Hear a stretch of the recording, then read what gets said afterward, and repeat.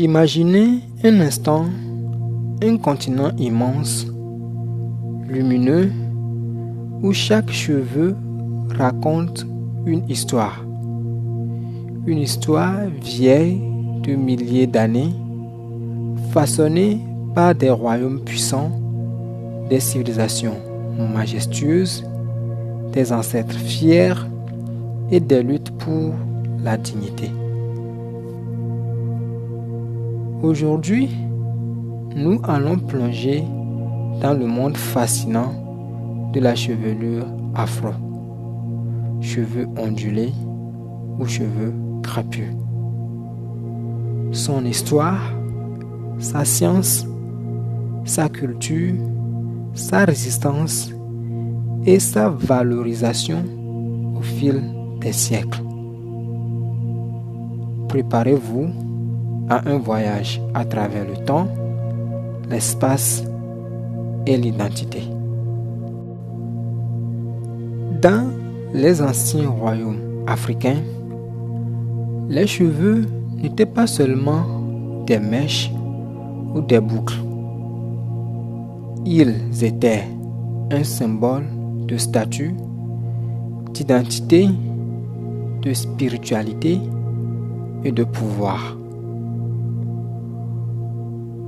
Dans le royaume du Mali ou l'empire du Mali, les reines et princesses portaient des tresses élaborées ornées de perles et de bijoux en or.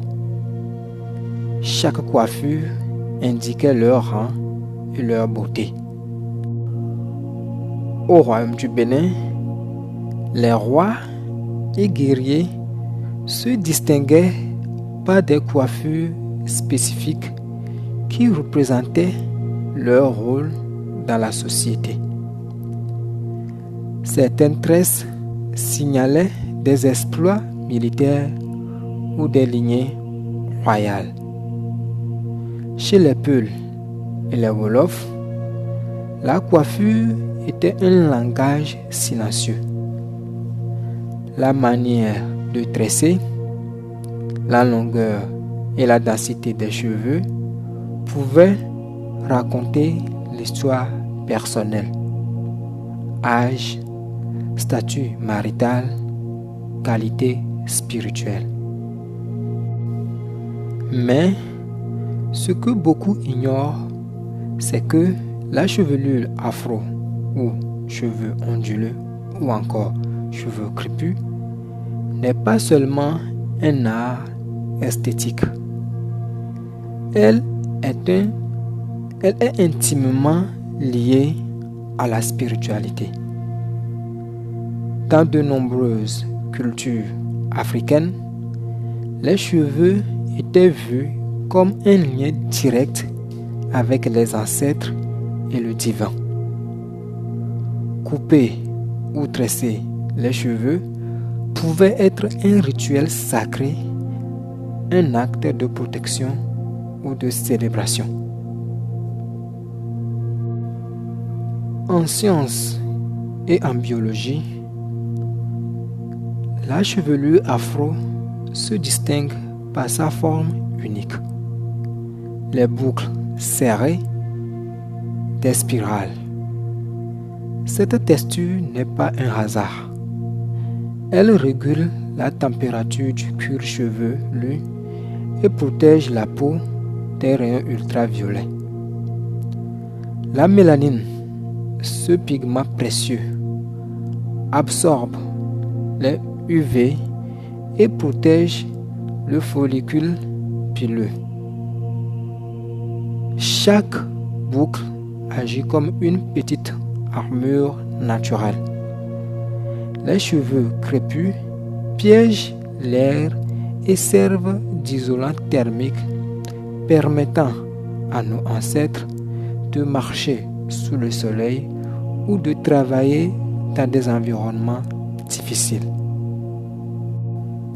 Chaque boucle est donc une combinaison parfaite de beauté et de fonction. Une vraie leçon de génie naturel. Au-delà de la protection et de la science, la chevelure afro est un langage universel. Chaque style raconte une histoire. Dans la pays du Ghana, certaines coiffures étaient réservées aux jeunes filles prêtes à se marier. Chez les Imba, couleur et texture indiquent l'âge, le statut social et le clan. Les Maasai utilisaient des coiffures rouges ou ocre pour symboliser le passage à l'âge adulte.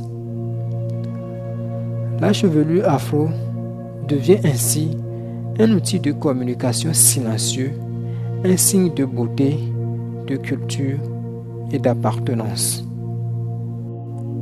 Ainsi, dans beaucoup de tribus africaines, beaucoup d'ethnies, ce fait est réel.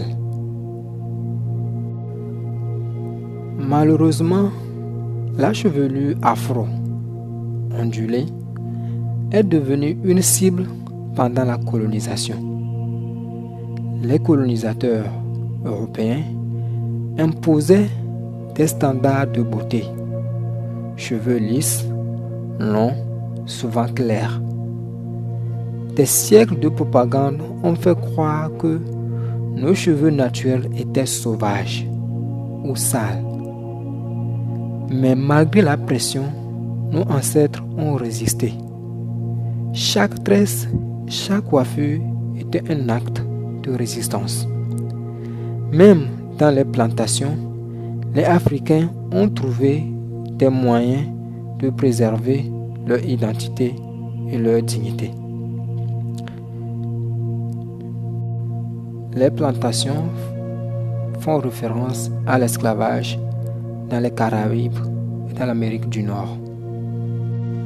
Et bien que loin de leur terre natale, les Africains ont trouvé des symboles de préserver leur identité et leur dignité.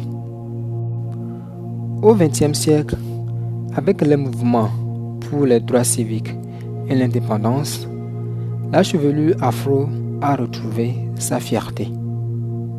Le mouvement Black is Beautiful dans les années 60 a redonné aux cheveux crépus leur dignité. Aujourd'hui, les jeunes générations célèbrent les tresses, les losses et autres styles hérités des anciens royaumes. Les réseaux sociaux et la culture mondiale font de la chevelure afro un symbole universel de beauté, de créativité et d'identité. Dès lors, porter ses cheveux naturels est un acte politique. Tout le slogan « Je suis fier de qui je suis africain, je suis beau tel que je suis ». La science moderne étudie les cheveux crépus pour leurs propriétés uniques. Résistance mécanique élevée, mélanine protectrice, isolation thermique, etc. Les cheveux afro sont un chef-d'œuvre d'adaptation et de résilience.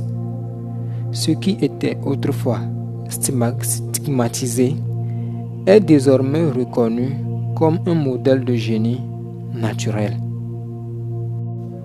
Chaque coiffure transmet un héritage. Les mères et les grands-mères enseignent l'art des tresses et des soins. Chaque geste est une leçon de culture, de patience et de fierté.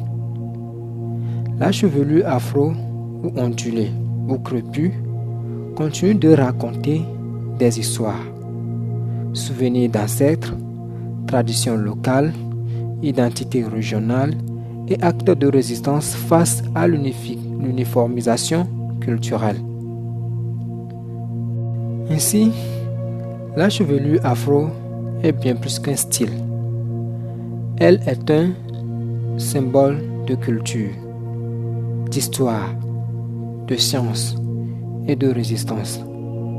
Chaque boucle, chaque tresse, chaque losse raconte puissance, beauté, identité et résilience. Aujourd'hui, porter ses cheveux naturels est un acte de mémoire et de libération. Souvenez-vous, chaque boucle raconte une histoire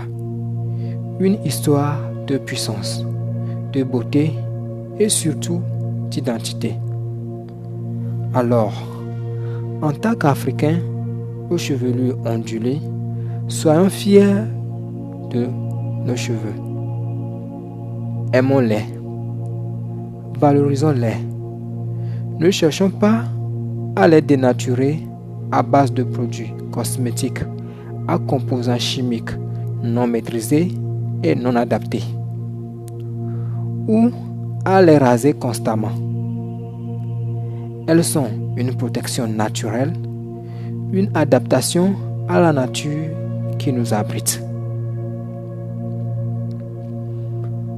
Si vous appréciez l'histoire des chevelures afro et que vous voulez en savoir plus et avoir plus de détails, abonnez-vous à notre chaîne, likez, partagez et activez la cloche de notification pour célébrer ensemble la beauté de nos cheveux et de notre culture. Partout et à tout moment, soyons fiers de qui nous sommes, de l'héritage que nous portons et que nous laisserons à des générations à venir.